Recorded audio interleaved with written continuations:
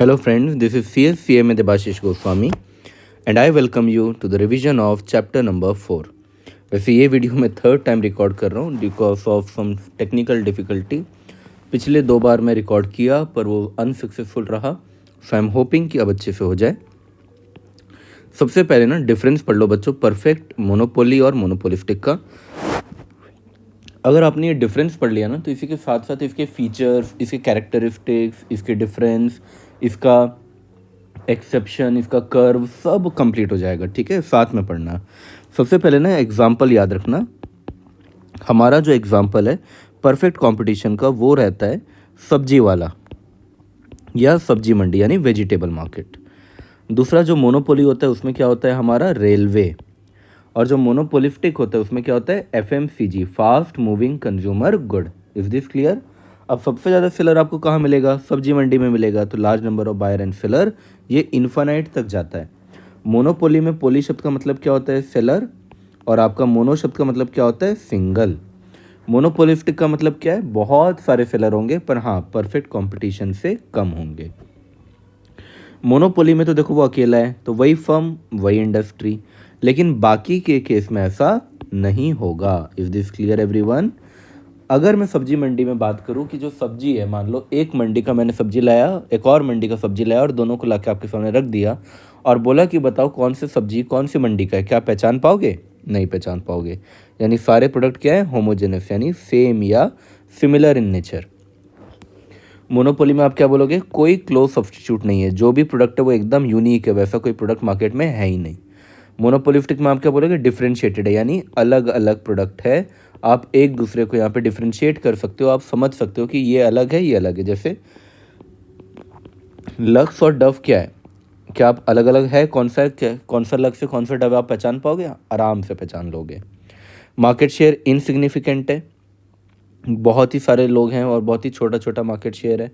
यहाँ पे पूरा कमांड है और यहाँ पे भी कमांड है, लेकिन थोड़ा सा मार्केट शेयर का कमांड रहेगा, बहुत ज़्यादा नहीं रहेगा. कंपटीशन यहाँ तो बहुत ज़्यादा रहेगा, हाई कंपटीशन, बल्कि हाईएस्ट कंपटीशन यहाँ पे होगा. यहाँ पे कंपटीशन है ही नहीं क्योंकि वो अकेला है.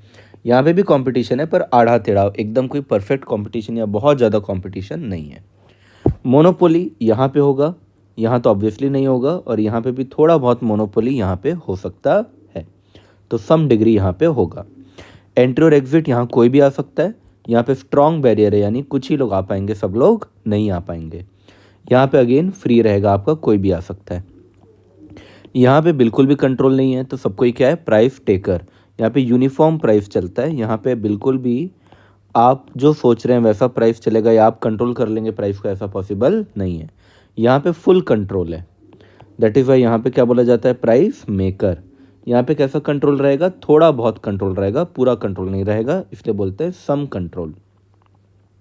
और डिफरेंस देखिए, प्राइस यहाँ पे क्या रहेगा? कांस्टेंट यानी सेम रहेगा. क्वांटिटी शायद आप थोड़ा बहुत चेंज कर सकते हैं, लेकिन बाकी दोनों में प्राइस और क्वांटिटी दोनों चेंज हो सकता है. परफेक्ट कंपटीशन में कोशिश करते हैं कि कम से कम दाम में सामान बन जाए, क्योंकि हम प्राइस को ज़्यादा तो बढ़ा नहीं पाएंगे, तो कम से कम दाम में हम उसको बना के क्या करें? सेल करें. यहाँ पे क्या होगा? कोशिश करेंगे कि कम प्राइस हो, लेकिन मिनिमम प्राइस हो ऐसा ज़रूरी नहीं है.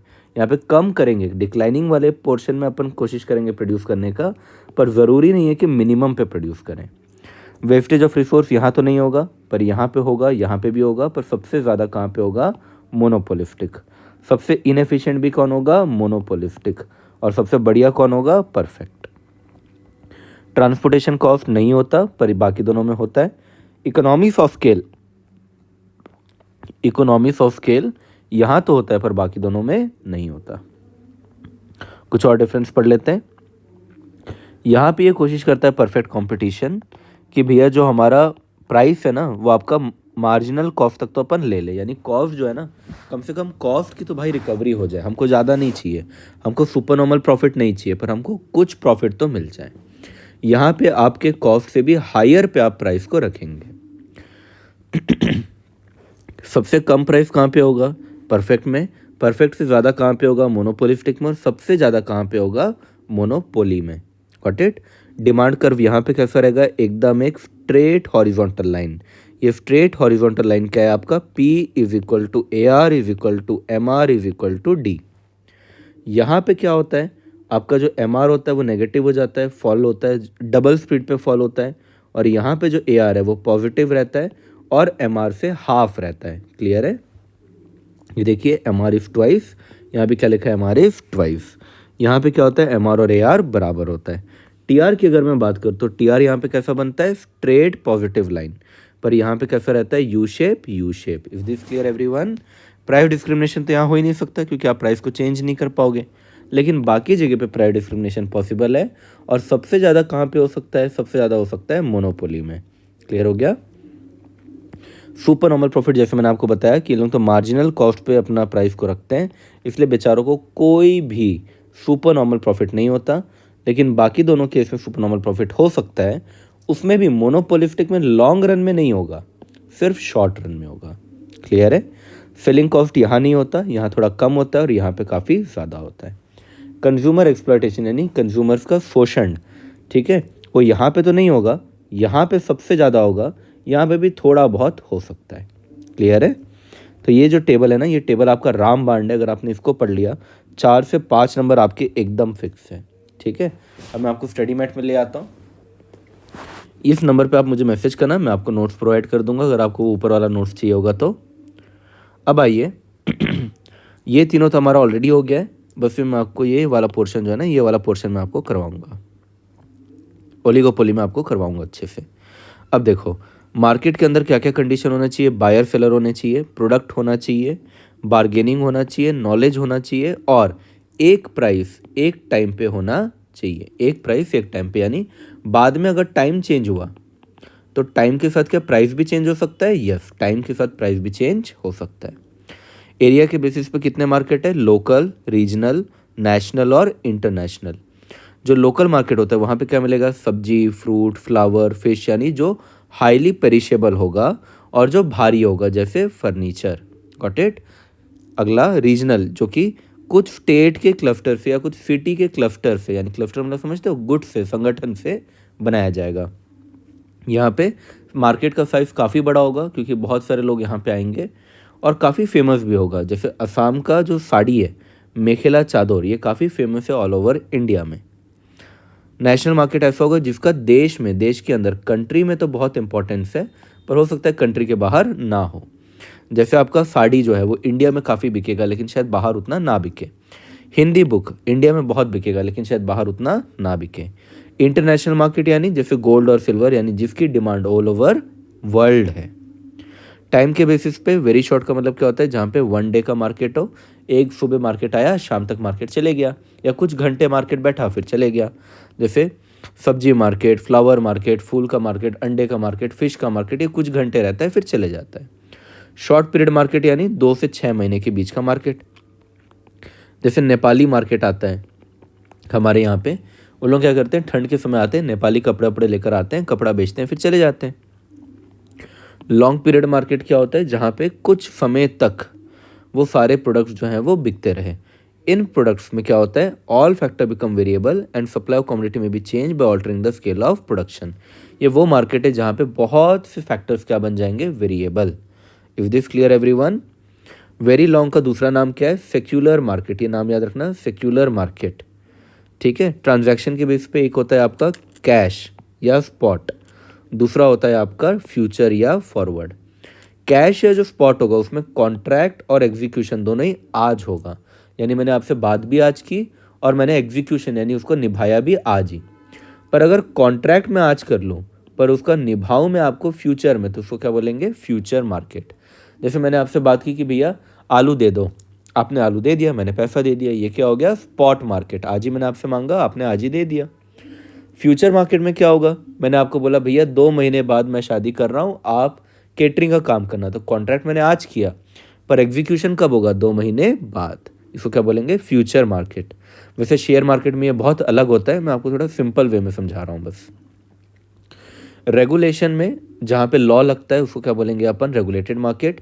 जहाँ पे लॉ नहीं लगता उसको क्या बोलेंगे? अनरेगुलेटेड। जैसे लॉ कहाँ नहीं लगता? ठेले में लॉ नहीं लगता, तो उसको क्या बोलेंगे? Unregulated. Company, firm, stock exchange, यहाँ पे सब जगह लॉ लगता है तो उसको क्या बोलेंगे? रेगुलेटेड। होलसेल मार्केट, जहाँ पे आप बल्क में सामान बेच रहे हो या लार्ज क्वांटिटी में सामान बेच रहे हो उसको क्या बोलेंगे? होलसेल। जहाँ पे आप थोड़ा थोड़ा स्मॉल क्वांटिटी में सामान बेच रहे हो उसको क्या बोलेंगे अपन, रिटेल। अब कंपटीशन के बेसिस पे ये सारा तो मैंने आपको बता दिया, number of seller, differentiation, price elasticity, degree of control, ये सब हमारा हो चुका है। अब एक चीज़ याद रखना, टी आर, ए आर और एम आर का फॉर्मूला याद रख लेना। अगर आप ए आर को इंटू एन करते हैं तो आपके पास क्या आ जाता है, टी आर। यानी अगर मैं टी आर को एन से डिवाइड कर दूँ तो क्या बचेगा, ए आर। Very simple. अगर मैं सारे एम आर को मिला दूँ तो क्या बन जाएगा, टी आर। और अगर मैं चाहता हूँ कि एम आर एन निकालूँ, जैसे एम आर ऑफ 5 निकालूँ, तो कैसे निकलेगा, T R of N minus T R of N minus 1। ठीक है, तो T R of 5 minus T R of 4। Clear हो गया। आगे आते हैं परफेक्ट कंपटीशन में। देखिए मैंने आपको ऑलरेडी बता दिया है, परफेक्ट कंपटीशन में क्या होता है, कर्व जो है A R, M R, price और डिमांड चारों एक हॉरिजॉन्टल स्ट्रेट लाइन में बनता है। ये फॉर्मूला आपको याद रखना है, M R is equal to A R into E minus 1 upon E. यहाँ पे ई शब्द का मतलब क्या है, इलास्टिसिटी। अब अगर इलास्टिसिटी 1 होगा तो एम आर क्या हो जाएगा, 0। इलास्टिसिटी अगर मोर देन 1 होगा तो एम आर क्या हो जाएगा, पॉजिटिव। और अगर इलास्टिसिटी लेस देन 1 है तो एम आर क्या हो जाएगा, negative. Is this clear everyone.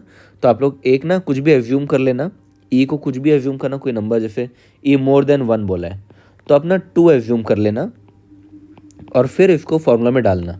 तो ए आर इंटू जैसे 2 माइनस 1 अपॉन 2, तो क्या होगा, ए आर इंटू 1/2 यानी 0.5, यानी ए आर क्या रहा, पॉजिटिव रहा। तो आंसर भी क्या हो गया, देखो पॉजिटिव। क्लियर है। प्रिंसिपल 2 है हमारे, याद रखना। अगर ए आर अगर ज़्यादा होता है बच्चों ए सी से तो उसको क्या बोलते, तब क्या आता है, सुपर नॉर्मल प्रॉफिट। अगर ए आर ज़्यादा है तो क्या आएगा, सुपर नॉर्मल प्रॉफिट। लेकिन अगर ए आर और ए सी बराबर है तो क्या आएगा, नॉर्मल प्रॉफिट। अगर ए आर कम है ए सी से तो क्या हो जाएगा, लॉस। और अगर ए आर ए वी सी से भी कम है तो आपको लॉस तो होगा ही, प्लस आपको क्या कर देना चाहिए, शट डाउन कर देना चाहिए। क्या कर देना चाहिए, शट डाउन कर देना चाहिए। एक बार फिर से, अगर ए आर ज़्यादा है तो super normal profit, A R और ए सी बराबर है तो नॉर्मल प्रॉफिट, ए आर कम ए सी ज़्यादा है तो लॉस, और अगर ए आर ए वी सी से भी कम है तो फिर लॉस तो होगा ही, प्लस आपको क्या कर देना चाहिए, शट डाउन। अगला प्रिंसिपल क्या बोलता है, अगर आपको प्रॉफिट मैक्सिमाइजिंग पॉइंट बनाना है, क्या बनाना है, प्रॉफिट मैक्सिमाइजिंग पॉइंट बनाना है, तो एक तो आपका एम आर और एम सी इक्वल होना चाहिए, और दूसरा एम सी जो है वो कट करेगा एम आर को फ्रॉम बिलो। जैसे अगर आप ये एग्जांपल देखोगे तो यहाँ पे ए आर और एम आर तो एक स्ट्रेट लाइन बना रहा है, एम सी जो है वो आपका टिक करता हुआ जा रहा है। मैं इसको पूरा बना दूँ क्या, वरना आपको समझ नहीं आएगा, मैं आपको पूरा बना देता हूँ। देखो, सॉरी, जैसे मान लो कि ये कर्व बना, इसमें एम आर और ए आर तो भी आपका इक्वल होता है। अब मान लो ये वाला जो लाइन है ना, ये आपका एम सी है। अब एक तो दोनों बराबर होना चाहिए, तो एक तो पॉइंट यहाँ बराबर है ए और एक पॉइंट यहाँ बराबर है बी। एम सी कट करना चाहिए फ्रॉम बिलो, तो कट तो यहाँ से कर रहा है बिलो, यहाँ तो ऊपर से कट कर रहा है, तो that is why point number B मेरा क्या बन जाएगा, प्रॉफिट मैक्सिमाइजिंग पॉइंट। क्या बन जाएगा, प्रॉफिट मैक्सिमाइजिंग पॉइंट। क्लियर हो गया। आगे बढ़ते हैं। तो यूनिट 1 कंप्लीट। यूनिट 2 में बस इतना बात याद रखना, डिमांड और सप्लाई का कर्व कुछ इस तरीके से बनता है, जहाँ पे दोनों इक्वल हो जाते हैं उस पॉइंट को अपन क्या बोलते हैं, इक्विलिब्रियम। अब यहाँ पे जब देखोगे तो प्राइस रहता है तो ये इक्विलिब्रियम प्राइस डिनोट करेगा, और यहाँ पे क्वांटिटी रहता है तो इक्विलिब्रियम क्वांटिटी डिनोट करेगा। ध्यान रखना, अगर डिमांड बढ़ता है किसी भी चीज़ का तो प्राइस क्या हो जाएगा, बढ़ जाएगा। डिमांड गिरेगा तो प्राइस गिर जाएगा। सप्लाई के साथ जस्ट उल्टा है, सप्लाई बढ़ेगा तो इक्विलिब्रियम प्राइस गिरेगा, और सप्लाई गिरेगा तो इक्विलिब्रियम प्राइस बढ़ेगा। If this clear. क्वेश्चन में कई बार ऐसा भी दे सकता है आपको, यहाँ पे एक फ्रेश क्वेश्चन बताता हूँ आपको। जैसे डिमांड बढ़ रहा है पर सप्लाई गिर रहा है ज़्यादा तेज़ी से, या मान लो सप्लाई भी बढ़ रहा है ज़्यादा तेज़ी से बढ़ रहा है, पर तो डिमांड बढ़ता है तो हमको मालूम है इक्विलिब्रियम प्राइस तो बढ़ता है। ठीक है, ये वाला साइन आप कॉपी कर लीजिए। सप्लाई बढ़ता है तो इक्विलिब्रियम प्राइस गिरता है, तो बढ़ तो रहा है पर कम रेट से बढ़ रहा है, तो 2% मान लेता हूँ, एज्यूम कर रहा हूँ बस मैं, है ना। और इक्विलिब्रियम प्राइस गिर रहा है तो थोड़ा ज़्यादा गिराता हूँ 5% से, तो 5% से गिरा और 2% से बढ़ा, तो नेट इफेक्ट क्या रहेगा, इक्विलिब्रियम प्राइस आपका गिर जाएगा कितने से, 3%। ऐसे इक्विलिब्रियम प्राइस का सोल्यूशन आता है, समझ जाइएगा आप लोग। ठीक है।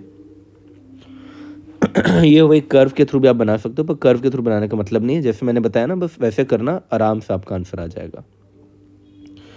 इसके बाद देखो, ये सब मैंने ऑलरेडी बता दिया है। परफेक्ट कंपटीशन के अंदर large number of buyer seller होते हैं, होमोजेनस होता है, फ्री एंट्री एग्जिट होता है, ये ऑलरेडी पूरा चार्ट में कवर है। परफेक्ट नॉलेज होता है, ट्रांजैक्शन कॉस्ट नहीं होता है, प्राइस टेकर होते हैं वो।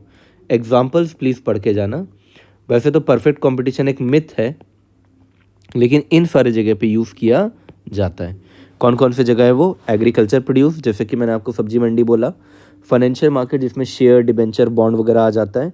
गोल्ड, सिल्वर, प्लेटिनम में भी परफेक्ट कंपटीशन रहता है। ठीक है, अब ये सब पढ़ने का टाइम नहीं है, जाने दो। ये तो मैंने आपको वैसे ऑलरेडी बता दिया है। इंडस्ट्री जो है ना, वो डिसाइड करता है प्राइस, और उस प्राइस पे फर्म बेचता है।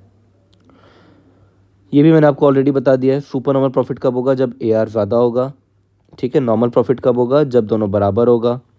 लॉस कब होगा? जब आपका AR जो होगा वो कम पड़ जाएगा AC से। लॉन्ग रन में ऑलरेडी मैंने कॉस्ट में बताया, लॉन्ग रन में सारे कॉस्ट क्या हो जाते हैं? सारे कॉस्ट, सारे रेवेन्यू क्या हो जाएंगे? इक्वल। सबके सब क्या हो जाएंगे? इक्वल। कब? लॉन्ग रन में। कब? लॉन्ग रन में। क्लियर है? मोनोपोली क्या होता है? जब आप अकेले पूरा सामान बेच पाओ, अलोन टू सेल, यानी आप अकेले ही शेयर हो, तो उसको क्या बोलेंगे? मोनोपोली। कुछ होते हैं बच्चों प्योर मोनोपोली। प्योर मोनोपोली का एग्जांपल क्या है? जैसे ट्रांसपोर्टेशन, वाटर, इलेक्ट्रिसिटी, ये प्योर मोनोपोली है। जनरली प्योर मोनोपोली मिलता नहीं है। ये ऑलरेडी हमारा कवर्ड है शीट से। मोनोपोली कैसे अराइज होता है नहीं पढ़ना है, छोड़ दो, फालतू है अभी के लिए तो।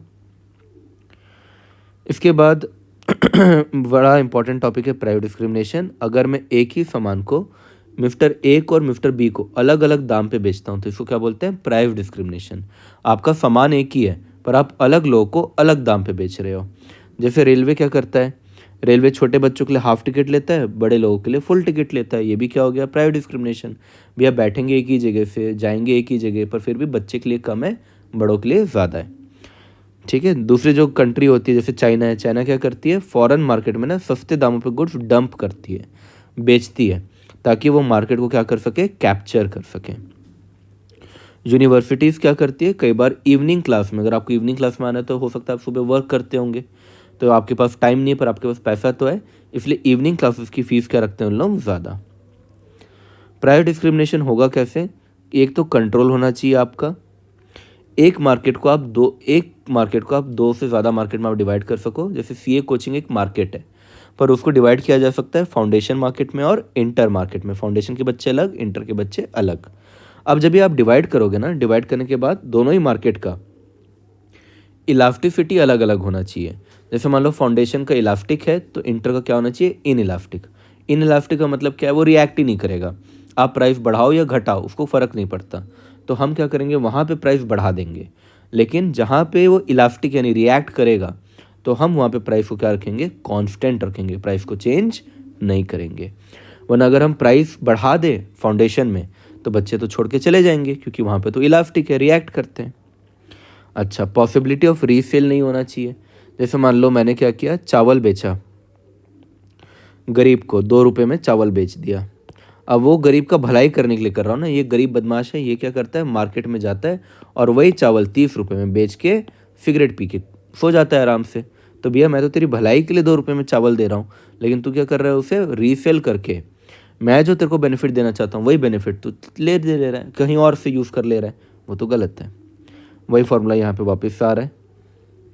ऑब्जेक्टिव क्या है प्राइस डिस्क्रिमिनेशन का? अलग अलग प्राइस क्यों चार्ज कर रहे हैं? ताकि हम ज़्यादा प्रॉफिट कर सके। अगर कोई माल हमारे पास एक्स्ट्रा पड़ा हुआ है, सरप्लस पड़ा हुआ है, उसको अपन क्या कर सके? निकाल सके। इकोनॉमिक्स ऑफ स्केल कर सके, यानी प्रोडक्शन बढ़ा के हम एवरेज कॉस्ट को क्या कर सके? कम। फॉरेन मार्केट को कैप्चर कर सके, जैसे मैंने चाइना का एग्जांपल दिया, इंडिया में वो सस्ते में बेच के इंडिया का मार्केट कैप्चर करना चाहता है। इक्विटी लाए, गरीबों को कम में चावल दे क्योंकि वो बेचारे खरीद नहीं पाएंगे, और अमीर लोग को, APL वालों को नॉर्मल प्राइस पे चावल दें। क्लियर है?